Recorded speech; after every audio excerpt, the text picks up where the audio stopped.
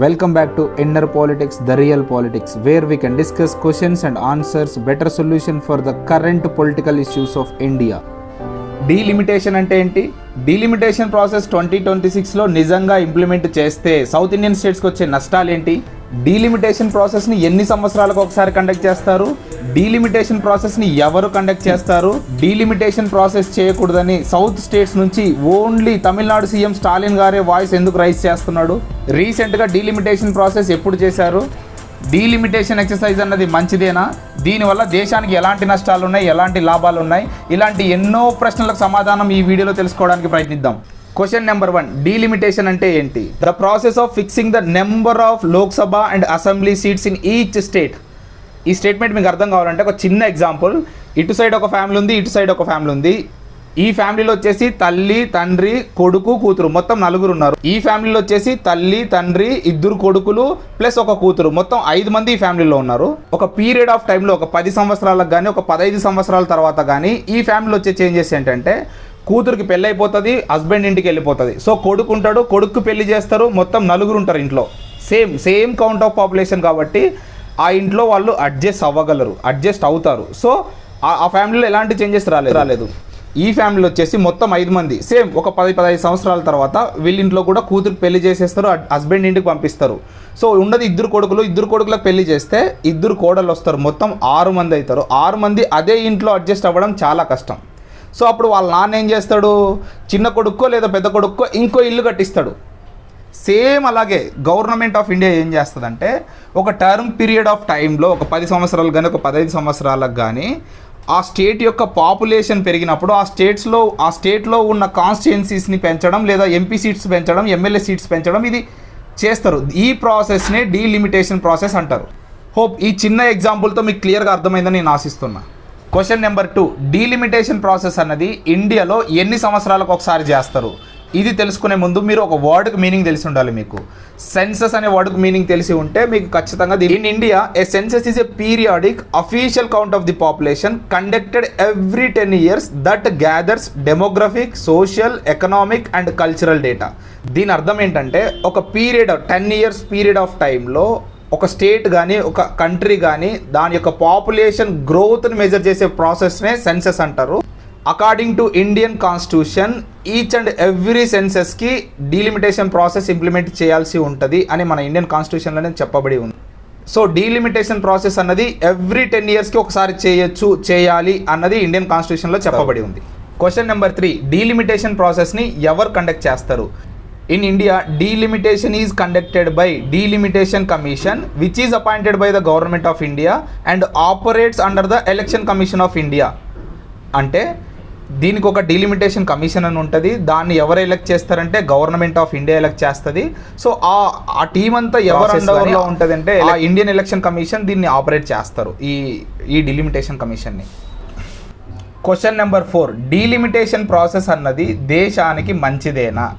అంటే ఒక చిన్న ఎగ్జాంపుల్.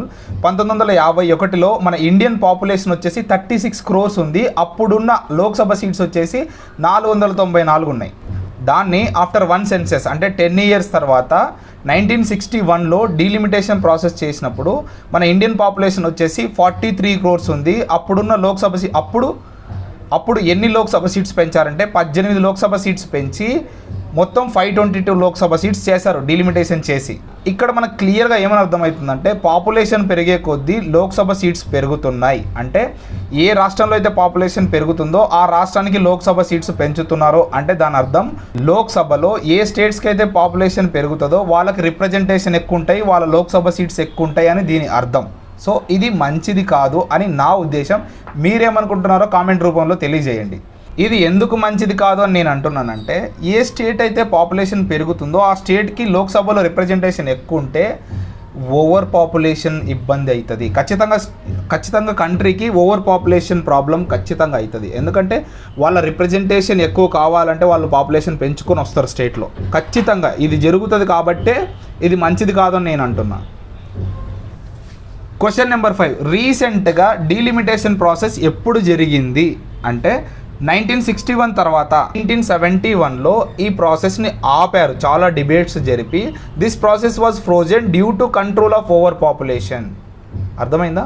ఓవర్ పాపులేషన్ అంత మంచిది కాదు భారతదేశానికి అని. ఈ డీలిమిటేషన్ ప్రాసెస్ని పాపులేషన్ కౌంట్ని కన్సిడర్ చేసి మనం పెంచుకుంటూ పోతే సీట్స్ మన ఇండియన్ పాపులేషన్ ఆగదు, పాపులేషన్ పెరిగి ఇబ్బంది పడాల్సి వస్తుంది భారతదేశము అన్న ఉద్దేశంతో అప్పుడు ఆపేశారు 1971లో.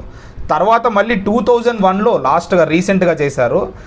2001లో ఎలాంటి ఇంప్లిమెంటేషన్ ప్రాసెస్ చేశారంటే, ఏ కాన్స్టిట్యున్సీ యొక్క పాపులేషన్ పెరిగి ఉంటుందో దాని యొక్క పక్క కాన్స్టిట్యున్సీలో పాపులేషన్ తగ్గింటే దాని యొక్క బౌండరీస్ని పెంచారు అంతే, మర్జ్ చేయకుండా దాని యొక్క ఎక్కువ ఉన్న పాపులేషన్ని తక్కువ ఉన్న పాపులేషన్ కాన్స్టిట్యున్సీలోకి మర్జ్ చేశారు అంతే. ఎక్కడ కానీ లోక్సభ సీట్స్ కానీ పార్లమెంట్ సీట్స్ కానీ అసెంబ్లీ సీట్స్ కానీ ఎక్కడ పెంచలేదు, తగ్గించలేదు, జస్ట్ బౌండరీస్ని చేంజ్ చేశారు. క్వశ్చన్ నెంబర్ 7 ఏంటంటే, డీలిమిటేషన్ ప్రాసెస్ చేయకూడదని సౌత్ స్టేట్స్ నుంచి ఓన్లీ తమిళనాడు సీఎం స్టాలిన్ గారే ఎందుకు వాయిస్ రైజ్ చేస్తున్నారు, other south Indian states CMs ఎందుకు మాట్లాడట్లేదు అంటే, ఒకవేళ 2026లో డీలిమిటేషన్ ఎక్సర్సైజ్ ప్రాసెస్ చేస్తే ఆంధ్రప్రదేశ్లో వచ్చేసి 8 ఎంపీ సీట్లు కోల్పోయే అవకాశం ఉంది, తమిళనాడులో వచ్చేసి 8 నుంచి 9 ఎంపీ సీట్లు కోల్పోయే అవకాశం ఉంది, తెలంగాణలో వచ్చేసి 8 ఎంపీ సీట్లు కోల్పోయే అవకాశం ఉంది, కర్ణాటకలో వచ్చేసి 2 ఎంపీ సీట్లు కోల్పోయే అవకాశం ఉంది, కేరళలో వచ్చేసి 8 ఎంపీ సీట్లు కోల్పోయే అవకాశం ఉంది. సో కానీ ఎందుకు ఓన్లీ తమిళనాడు సీఎం మాత్రమే స్టాలిన్ గారు మాత్రమే వాయిస్ రైజ్ చేస్తున్నారు అంటే, ఏదైతే తమిళనాడు స్టేట్ ఉందో వాళ్ళు సెంట్రల్ నుంచి వచ్చే ఎలాంటి స్కీమ్స్ని కానీ ఎలాంటి ఆర్డర్స్ని కానీ అంత ఈజీగా యాక్సెప్ట్ చేయవు, అంత ఈజీగా ఇంప్లిమెంట్ చేయవు. దాని మీద చాలా స్టడీ చేస్తాయి. అయితే ఈ లాంగ్వేజ్ ఇష్యూ మనకు అందరికీ తెలిసిందే, హిందీని యాక్సెప్ట్ చేయకపోవడం, హిందీ మ్యాండేటరీ అని సెంట్రల్ చెప్పడం, ఇవన్నీ చాలా క్లాసెస్ ఉన్నాయి. సెంట్రల్కి తమిళనాడు స్టేట్కి చాలా క్లాసెస్ జరుగుతున్నాయి. సెంట్రల్లో ఏ పథకం పెట్టినా కూడా ఖచ్చితంగా దాన్ని ఒపోజ్ చేసే ఏకైక స్టేటు తమిళనాడు స్టేటు. సో వాళ్ళకి చాలా క్లాసెస్ ఉన్నాయి. కానీ ఈ విషయంలో నేను ఖచ్చితంగా అగ్రి చేస్తాను, తమిళనాడు సీఎంకి నేను కూడా సపోర్ట్ చేస్తాను. నిజంగా ఆయన ఒపోజ్ చేసే పాయింట్స్లో నిజం ఉంది, ఆయన చెప్పేది కూడా కరెక్టే. ఎందుకంటే ఎప్పుడైతే పాపులేషన్ కౌంట్ని కన్సిడర్ చేసి డీలిమిటేషన్ చేసి సీట్లు పెంచితే ఖచ్చితంగా భారతదేశం యొక్క పాపులేషన్ పెరిగిపోతుంది, దెబ్బతింటుంది. అది ఆయన చెప్తున్న పాయింట్, ఇది కరెక్టు. అలాగే ఇక్కడ పాపులేషన్ని మేము కంట్రోల్ చేశాము దేశం బాగోగుల కోసమే, కానీ పాపులేషన్ కంట్రోల్ చేసినందుకు మా సీట్స్ తగ్గిస్తాము అంటున్నారు. ఇది మాకు పనిష్మెంటా, దేశానికి మేలు చేయడం అని ఆయన మాట్లాడుతున్న విధానం నాకు నిజంగా నచ్చింది. కానీ అదర్ స్టేట్స్ వాళ్ళు ఎందుకు సైలెంట్గా ఉన్నారు అంటే, కర్ణాటకకి పెద్ద నష్టం లేదు, ఎందుకంటే ఈ బెంగళూరు నుంచి వాళ్ళకి చాలా ప్రొడక్టివిటీ జరుగుతుంది, వాళ్ళకు వచ్చే బడ్జెట్ వాళ్ళకు వస్తుంది. అలాగే సెంట్రల్లో కూడా కర్ణాటక నుంచి చాలా లాభాలు, చాలా ట్యాక్స్లు వెళ్తున్నాయి.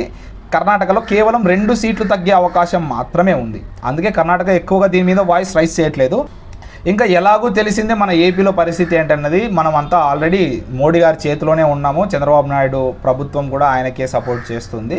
సో ఇలాంటి ఆంధ్ర సిచ్యువేషన్లో చంద్రబాబు నాయుడు గారు కూడా దీని మీద ఎలాంటి క్వశ్చన్ చేయరని నేను అనుకుంటున్నాను. ఇంకా తెలంగాణ పరిస్థితికి వస్తే దీని మీద అగైనెస్ట్గా పోరాడుతుంది, డిలిమిటేషన్ ప్రాసెస్ చేయకూడదని పోరాడుతుంది వచ్చేసి మన కేటీఆర్ గారు బాగా వాయిస్ రైజ్ చేస్తున్నాడు. ఇంకా రేవంత్ రెడ్డి గారు కూడా మాట్లాడుతున్నారు దీని మీద. బట్ అంత ఎత్తున ఈ తమిళనాడు సీఎం పోరాడినంత విధంగా ఆయన వాయిస్ రైజ్ చేయట్లేదని నా ఉద్దేశం. ఇంకా కేరళ గురించి అందరికీ తెలిసిందే, వాళ్ళది కమ్యూనిజం. ఏ సెంట్రల్ గవర్నమెంట్ యొక్క ఆర్డర్స్ని వాళ్ళు అనుసరించరు, వాళ్ళు స్వీకరించరు. మేబీ వాళ్ళు కూడా వ్యతిరేకంగా దీనికి సపోర్ట్ చేస్తారని నేను అనుకుంటున్నాను. నిజంగా మన అమిత్ షా గారు మాట్లాడినట్లు డీలిమిటేషన్ ప్రాసెస్ 2026లో చేస్తే నార్త్ ఇండియాలో ఏ స్టేట్లో సీట్లు పెరిగే అవకాశం ఉందంటే, ఉత్తరప్రదేశ్లో వచ్చేసి 11 సీట్లు పెరిగే అవకాశం ఉంది, బీహార్లో వచ్చేసి 10 సీట్లు పెరిగే అవకాశం ఉంది, రాజస్థాన్లో వచ్చేసి 8 నుంచి 10 సీట్లు పెరిగే అవకాశం ఉంది. టోటల్ 35 నుంచి 40 సీట్ల వరకు నార్త్ ఇండియాలో పెరిగే అవకాశం ఉంది. దీనివల్ల నిజంగా సౌత్ ఇండియన్స్కి 100% నష్టం ఉంటుంది, నిజంగా చాలా ప్రాబ్లమ్స్ వస్తాయి అన్నది నా ఉద్దేశం. నిజంగా 2026లో డీలిమిటేషన్ ఎక్సర్సైజ్ జరిగితే సౌత్ ఇండియన్ స్టేట్స్కి వచ్చే నష్టాలు ఏంటి? సో రీసెంట్గా అమిత్ షా గారు ఒక సభలో మాట్లాడుతూ డీలిమిటేషన్ ఎక్సర్సైజ్ని మళ్ళీ తెర మీదకి తీసుకొచ్చారు.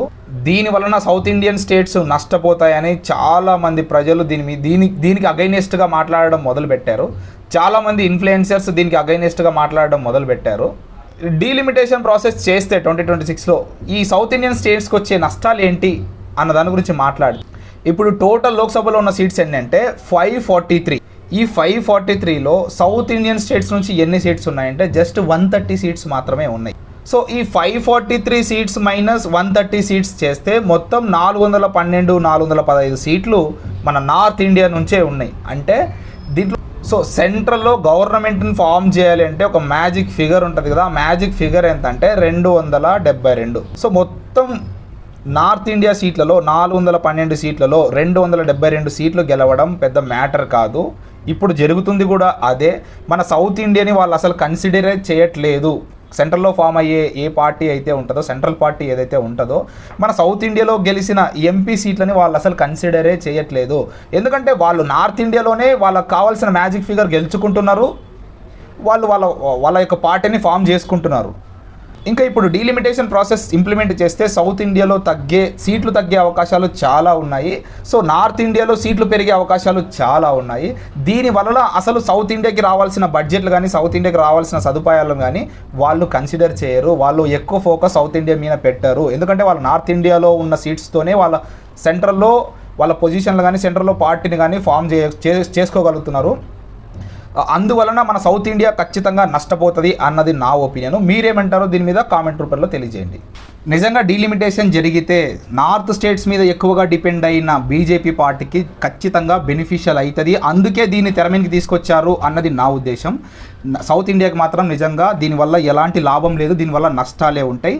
డీలిమిటేషన్ ప్రాసెస్ అన్నది ఏదైతే పాపులేషన్ కౌంట్ మీద కాకుండా ఆ స్టేట్ యొక్క డెవలప్మెంటు, ఆ స్టేట్ యొక్క ప్రాబ్లమ్స్ని తీసుకొని కన్సిడర్ చేసి ఆ స్టేట్కి ఎక్కువ బడ్జెట్ ఇన్వాల్వ్మెంట్ ఇవ్వడం కానీ, ఆ స్టేట్కి ఎక్కువ ప్రిఫరెన్స్ ఇవ్వడం కానీ చేస్తే, ఆ స్టేట్లో సీట్లు పెంచడం కానీ చేస్తే బాగుంటుంది అన్నది నా ఉద్దేశం. దీని మీద మీరేమంటారో కామెంట్ బాక్స్లో తెలియజేయండి. డీలిమిటేషన్ మీద సౌత్ ఇండియా నుంచి వస్తున్న వాదన ఏంటంటే, ఒకరు ముద్దు ఇద్దరు హద్దు ఆపై ఇక వద్దు అన్న నినాదాన్ని మేము అంత పర్సనల్గా తీసుకొని ఈ పాపులేషన్ గ్రోత్ని తగ్గిస్తే మాకిచ్చే పనిష్మెంట్ ఇదేనా అంటే, మా రాష్ట్రాలకి, మా సౌత్ ఇండియన్ స్టేట్స్కి ఈ సీట్లు తగ్గించి మీరు నార్త్ ఇండియాలో సీట్లు పెంచి మా అవసరమే లేకుండా, మమ్మల్ని కన్సిడరే చేయకుండా మీరు సెంట్రల్లో గవర్నమెంట్ని ఫామ్ చేయొచ్చు అనే ఆలోచనతోనే డీలిమిటేషన్ని మీరు చేస్తున్నారు అని నిజంగా సౌత్ ఇండియా నుంచి వాయిస్ రైజ్ అవుతుంది. దీన్ని మనం నిజంగా ఎంకరేజ్ చేయాలి, దీన్ని నిజంగా ప్రొటెస్ట్ చేయాలి. సో దీని మీద నాకు రెండు పాజిటివ్ కన్ఫ్యూజన్లు ఉన్నాయి. ఒకటేంటంటే, డీలిమిటేషన్ ప్రాసెస్ చేస్తే ఓవర్ పాపులేషన్ని కంట్రోల్ చేసిన రాష్ట్రాలు నష్టపోతాయి, ఖచ్చితంగా నష్టపోతాయి. డీలిమిటేషన్ ప్రాసెస్ ఇంప్లిమెంట్ చేయకపోతే ఆల్రెడీ పాపులేషన్ పెరిగి ఉన్న రాష్ట్రాలు లేదా కాన్స్టిట్యున్సీలు కూడా నష్టపోతాయి. అంటే ఇప్పుడు చేయాలా చేయకూడదా అన్నది చాలా కన్ఫ్యూజన్ ఉంది దీంట్లో. ఒకవేళ డీలిమిటేషన్ ప్రాసెస్ ఇంప్లిమెంట్ చేస్తే ఏమవుతుందంటే, ఏవైతే ఓవర్ పాపులేషన్ని కంట్రోల్ చేసిన రాష్ట్రాలు నష్టపోతాయి. ఒకవేళ ఇంప్లిమెంట్ చేయకుంటే ఏమవుతుందంటే, ఏవైతే పాపులేషన్ పెరిగి వాళ్ళకి సేమ్ అదర్ రాష్ట్రాలకు వచ్చే బడ్జెటే వాళ్ళకి వస్తే వాళ్ళ స్టేట్స్ కూడా నష్టపోతాయి. డీలిమిటేషన్ ఇంప్లిమెంటేషన్ చేస్తే బాగుంటుందంటారా, లేదంటే చేయకుంటే బాగుంటుందంటారా? ఒకసారి కామెంట్ రూపంలో క్లియర్గా తెలియజేయండి. ఇంతవరకు నా వీడియోలో మీరు వచ్చారంటే ఖచ్చితంగా నేను చేసిన కంటెంట్ మీకు నచ్చే ఉంటుంది. ఇండియాలో ఇలాంటి పొలిటికల్ ప్రాబ్లమ్స్ని కొంచెం అనలైజ్ చేసి మీకు క్లియర్గా తెలియజేయడానికి నేను ప్రయత్నిస్తూనే ఉంటాను. దయచేసి నన్ను ఎంకరేజ్ చేస్తూ ఈ వీడియోని మీ ఫ్రెండ్స్ కూడా షేర్ చేయండి.